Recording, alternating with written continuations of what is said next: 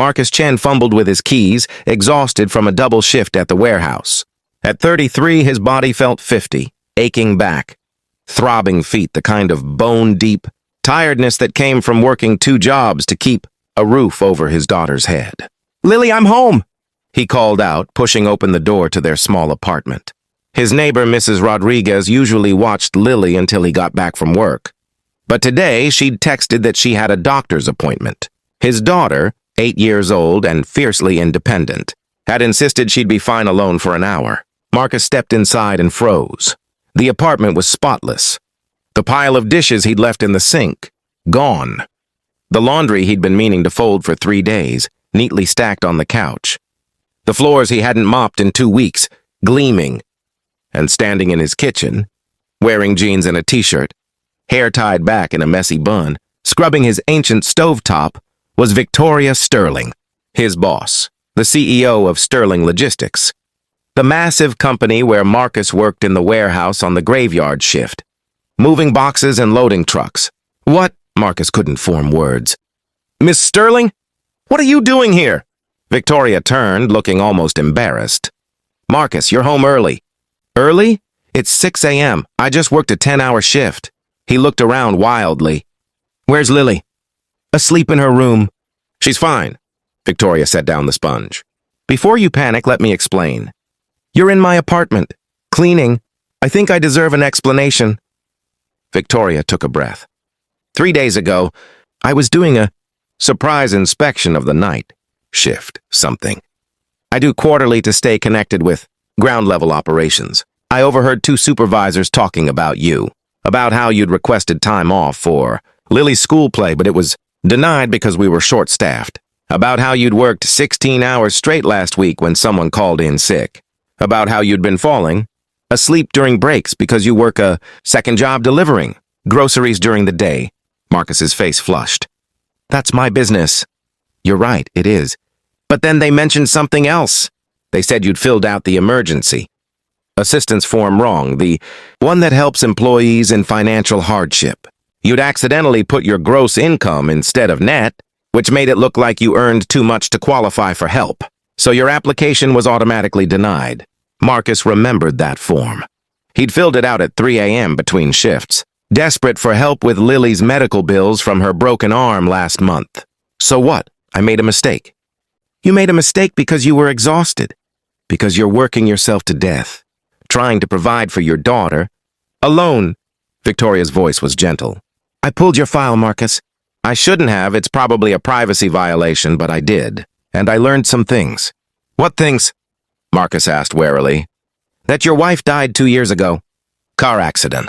That you have full custody of Lily. That you've worked for Sterling for 6 years. And in that time, you've never been late once. Never missed a shift unless your daughter was sick. And you've been written up 3 times for exceeding productivity. Quotas, which shouldn't even be possible." Victoria stepped closer. "I also learned that you have a degree in business management from State University but couldn't finish your MBA because you ran out of money. That you were on track to be a supervisor before your wife died, but you withdrew from the training program to focus on Lily. Why are you telling me this?" Marcus's voice cracked. "Because yesterday I reassigned your case to myself and personally reviewed your emergency assistance application. You qualify, Marcus. You more than qualify. But by the time I approved it and processed the payment, I realized something. It wasn't enough. The $3,000 we give for emergency assistance wouldn't even cover your daughter's medical bills, let alone the rent you're behind on, or the car repairs you need, or the fact that your daughter is wearing shoes 2 sizes too small because you can't afford new ones." Marcus felt his eyes burn. "How do you know about her shoes?" "Because I came here yesterday to deliver the assistance check personally and apologize for the error. And Lily answered the door." Victoria's own eyes were wet now. She was so excited to have a visitor. "She showed me her room, her drawings, told me about her broken arm and how brave she'd been at the hospital. And I noticed her shoes. I noticed the apartment, clean but worn, everything old but carefully maintained. I noticed the empty refrigerator. The stack of bills on the counter marked urgent. The eviction notice you'd shoved in a drawer. You had no right." "You're absolutely correct. I had no right." Victoria's voice broke. But I saw that little girl, so smart, so happy, so loved despite everything, and I saw you in every corner of this apartment. The drawing she'd made that you'd carefully framed with dollar store frames. The library books stacked everywhere. Because you can't afford to buy new ones, but you make sure she reads every night. The calendar on the wall with her school events circled in red marker. So you never miss one. Even though you're barely sleeping. Marcus couldn't speak. Couldn't breathe. And I realized something, Victoria continued. I'm a CEO of a multi-million-dollar company. I have 3 houses, 4 cars, more money than I could spend in 5 lifetimes. And I got it all because my father gave me a small loan of $2 million to start my business. I've never struggled a day in my life. Never had to choose between rent and food. Never had to work 16-hour days just to survive. Good for you, Marcus said bitterly. No, not good for me. Shameful for me. Victoria's voice was fierce now, because I'd been patting myself on the back for staying connected with my employees, for doing quarterly inspections and handing out Christmas bonuses. But I didn't know you, Marcus. I didn't know any of you. Not really. I knew names and productivity numbers, but I didn't know that you were slowly breaking yourself to pieces trying to give your daughter a decent life. So you came here to what? Feel better about yourself by cleaning my apartment? I came here because I couldn't sleep. Victoria wiped her eyes.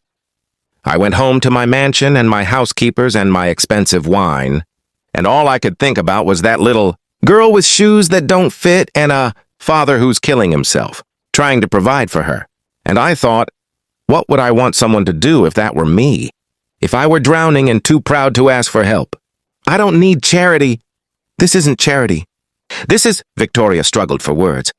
This is me realizing that I've been a terrible CEO, that I've been so focused on profit margins and expansion that I forgot the people who make it all possible. That I've been paying poverty wages while I buy my 3rd vacation home. That I've built an empire on the backs of people like you, and I never even bothered to learn your story. She pulled an envelope from her pocket. This is the emergency assistance check. $3,000. Take it. And this, she pulled out another envelope. This is a personal check from me. $20,000. Not charity. Consider it back pay for all the times you've gone above and beyond. All the productivity you've generated that I've profited from while you've struggled. Marcus stared at the envelopes. $23,000. More money than he'd seen in his life. I can't accept this. Yes, you can. And you will. Because Lily deserves a father who isn't working himself to death. She deserves new shoes and a full refrigerator and a college fund. Victoria's voice softened. But more than that, I'm making some changes at Sterling. Effective immediately. Base pay for all warehouse workers is increasing by 40%. We're implementing mandatory overtime limits. We're expanding the emergency assistance program and making the application process simpler. We're adding childcare assistance and education reimbursement. Why? Marcus whispered. Because you cleaning your house shouldn't be a luxury you can't afford. Because your daughter's shoes shouldn't be 2 sizes too small. Because no one who works full-time, let alone someone working 2 jobs, should be facing eviction. Victoria met his eyes. Because I came into your home and saw what real sacrifice looks like, what real love looks like, and it shamed me. You came here and cleaned my house, Marcus said, still processing. I did. I got here at midnight after Lily was asleep. Mrs. Rodriguez let me in. I explained who I was and that I wanted to help. I've been here for 6 hours, cleaning, organizing, fixing the things I could fix. I ordered groceries. They'll be delivered this morning. I paid your rent for the next 6 months directly to your landlord. I scheduled the car repairs and paid for them. And I set up a college fund for Lily with $50,000 to start. Marcus's knees gave out. He sank onto the couch, overwhelmed. Why would you do all this? Victoria sat beside him, her voice gentle. Because 15 years ago, I was Lily's age. My mother was a single parent, working 3 jobs, drowning in debt. And one day, her boss, a kind man who barely knew her, noticed she was struggling. He gave her a raise, helped her get on her feet, treated her with dignity, when everyone else treated her like she was invisible. Victoria's voice broke. He saved us, and my mother never forgot it. Before she died, she made me promise that if I ever had the power to help someone the way we'd been helped, I would. No hesitation. No conditions. I don't know what to say. You don't have to say anything. Just accept the help. Use it to give Lily the life she deserves. And maybe, Victoria smiled through tears, maybe show her that sometimes. When we're struggling, people do show up. People do care. Not because we deserve it or earned it, but because that's what we're supposed to do for each other. Marcus looked around his spotless apartment, at the envelopes in his hands, at this billionaire. CEO who'd spent her night scrubbing his floors because she'd seen his daughter's too small shoes and couldn't live with herself. Thank you, he whispered. I don't know how to thank you enough. You already did. You showed up for your daughter every single day, no matter how hard it got. That's all the thanks I need. Victoria stood. I should go. Lily will wake up soon and she should see her dad, not a stranger in the kitchen. At the door, she turned back. Oh, and Marcus? On Monday, you have an interview for the warehouse supervisor position, the one you should have gotten 2 years ago. Better hours, better pay, and you'll finally get to use that business degree. Interested? Marcus could only nod, tears streaming down his face. After Victoria left, Marcus sat in his clean apartment, holding $23,000, and cried. Not from exhaustion or desperation this time, but from overwhelming relief and gratitude.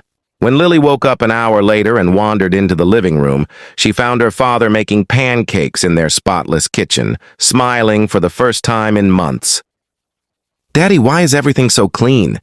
An angel came while you were sleeping, Marcus said, pulling her into a hug, and reminded me that we're not alone, that sometimes people care. Was it Mommy? Lily asked hopefully.